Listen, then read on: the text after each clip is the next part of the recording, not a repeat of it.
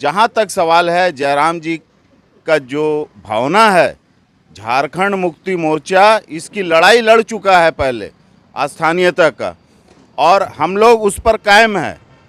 और आज झारखंड में झारखंड मुक्ति मोर्चा के नेतृत्व में जो लड़ाई लड़ी गई और उसी का परिणाम है कि आज झारखंड अलग राज्य हमको देखने को मिला है। झारखंड बीजेपी कहती है कि हमने अलग किया। अरे बीजेपी तो बहुत कुछ बोलता है। भाजपा वाले कहते हैं कि हमने झारखंड बनाया। अगर भाजपा ने झारखंड बनाया होता तो हमें बेहतर झारखंड मिलता। कहाँ हमारा मयूरभंज है, कहाँ है सुंदरगढ़, कहाँ हमारा बांकुड़ा, मेदिनीपुर, कहाँ है हमारा? साफ है कि भाजपा का एक एजेंडा था वनांचल, छोटा सा हिस्सा बना के सबको खुश करने का। लेकिन हमारे यहाँ के लड़ाकू कार्यकर्ताओं ने, नेताओं ने जो ज़मीन से जुड़े हुए थे, इतनी बड़ाई लड़ी उन्होंने कि इनको झारखंड शब्द को मान्यता देनी पड़ी। नहीं, भाजपा वाले तो झारखंड शब्द से नफरत करते हैं आज भी, वो तो आज भी वनांचल बोलना चाहते हैं। क्यों?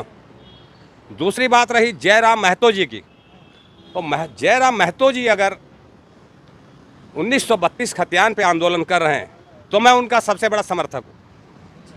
गैर झारखंडी होने के बाद भी मैं उनका समर्थक हूँ, क्योंकि 1932 खतियान लागू होना चाहिए हर हाल में। अब इसका दूसरा पहलू देखिए जयराम महतो जी का, आपको बता दूं, याद करा दूं आपको, 2012-13 को याद कीजिए, दिल्ली में एजेंडा चलाया जा रहा था लोकपाल के लिए। किरण बेदी जी आई, अरविंद केजरीवाल जी आए और बहुत सारे लोग आए, और सबके ऊपर में एक बाबा को बैठा दिया गया। कौन? अन्ना हजारे। क्या लोकपाल लाएंगे? वो सारा का सारा नागपुर हेडक्वार्टर से चला हुआ एजेंडा था। नागपुर हेडक्वार्टर से जो चल रहा था एजेंडा, अन्ना हजारे को लाके बैठाया गया। और जब उनका आंदोलन का 10 दिन पार हो गया, जब मनमोहन जी बोले ठीक है मैं लोकपाल लेके आने को तैयार हो रहा हूँ, फट से नागपुर हेडक्वार्टर से फोन हुआ, उठ जाइए, क्योंकि अगर लोकपाल बिल आ गया और कांग्रेस सत्ता में नहीं आती, भाजपा आ जाती है, तो लोकपाल का अनुपालन करना पड़ेगा। तो इनको जो है कोई एजेंडा नहीं है, इनके पास में कुछ नहीं है। जनता को किस तरीके से बरगलाना है आप ये देख लीजिए। लोकपाल बिल कहाँ है आज? सरकार बहुमत की बनी हुई है मोदी जी की। मैं भी सम्मान करता हूँ मोदी जी का, क्योंकि हमारे प्रधानमंत्री हैं, वो प्रधानमंत्री जी हैं, यहाँ पे मुख्यमंत्री जी हैं, दोनों अपनी अपनी जगह पे बहुत टाइट हैं। लेकिन दुर्भाग्य ये है कि हेमंत जी के पास बहुमत नहीं है। अब ये 1932 का डाइट एजेंडा नहीं ला सकते। अब ये सबको साथ लाने का प्रयास कर रहे हैं। और जयराम महतो जी को, मेरे को डर है कि जयराम महतो एक नौजवान है, पढ़ाई कर रहा है, जहाँ तक मेरे को उसका मैंने हिस्ट्री पढ़ा है, वो अभी विद्यार्थी है। ऐसा ना हो कि ये नागपुर अड्डे का जो टारगेट है झारखंड को डिस्टर्ब करके इस तरीके का सिचुएशन बना के 1932 भी ठंडा बस्ता में चला जाएगा, 85 भी ठंडा बस्ता में चला जाएगा, और यहाँ अराजकता का माहौल बन जाएगा। और ये अराजकता का माहौल रोकने के लिए सरकार का सत्ता में बना रहना बहुत ज़रूरी है। यहाँ के मूल निवासी, यहाँ के आदिवासी जो हैं, वो बहुत ही शांत स्वभाव से है, लेकिन जब उनका लेकिन अब तक जेएमएम की तरफ से कोई भी पार्टी विशेष लोगों का बयान नहीं आया, ये बड़ी दुखद बात है।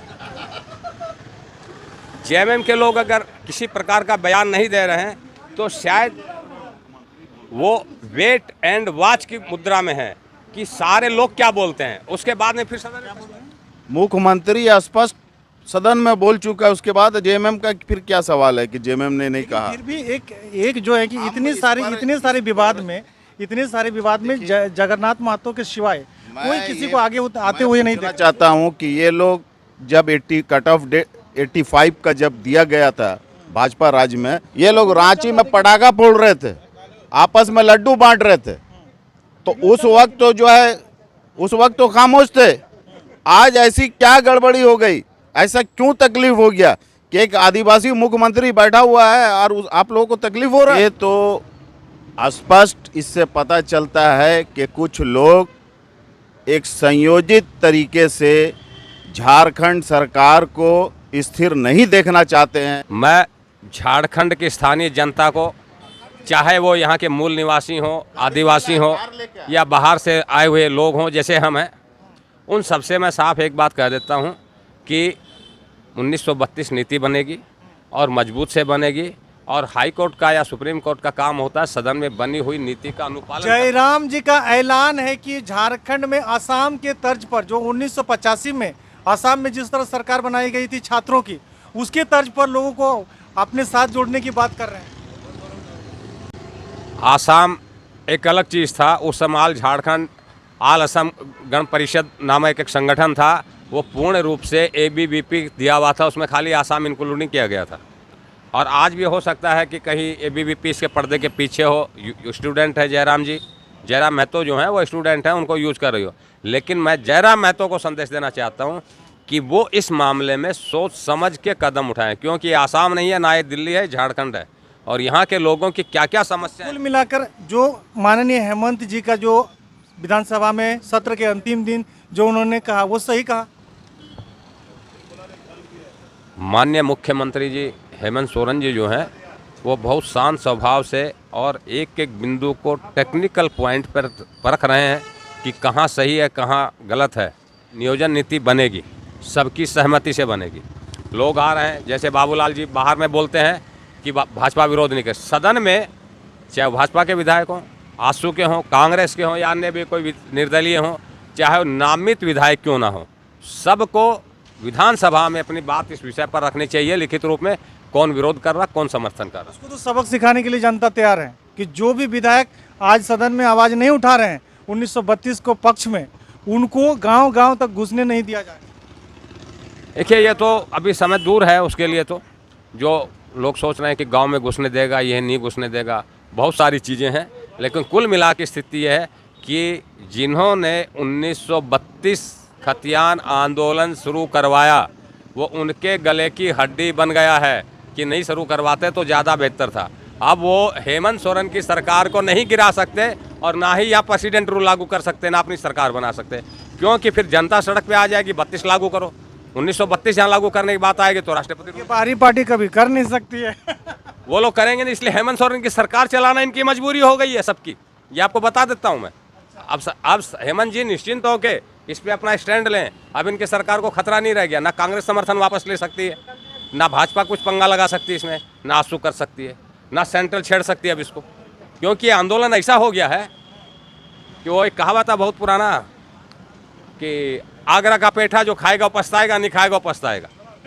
तो ये 1932 का आंदोलन जो है, हेमंत जी आराम से इसमें स्थिरता से, इनके पास अब समय मिला है 2 साल का, इसमें अपना रणनीति बना ले। कब लागू करना, कैसे लागू करना, जनता के सामने स्पष्ट संदेश कर दे, जनता के सामने स्पष्ट संदेश दे दे। क्योंकि इस समय 1932 का आंदोलन को लेके यदि झारखंड में सरकार गिराई तो सबके गले की हड्डी की फांस बन जाएगा। आज जब गला फाड़ के निकलेगी हड्डी तो बचेगा नहीं पार्टी। इसलिए सरकार स्थिर हो गई है। अब हेमंत जी आराम से निर्णय करें। 1 साल का 1.5 साल का समय इनके पास, 2023 लास्ट तक इनके पास समय है। यानी थर्ड पार्टी बनाने की तैयारी बता दिए। अरे बहुत अभी थर्ड आया है, फिर कोई बोलेगा चौथा पार्टी बना रहे, कोई बोलेगा 5वां पार्टी बना रहे, ऐसे चलते रहेगा।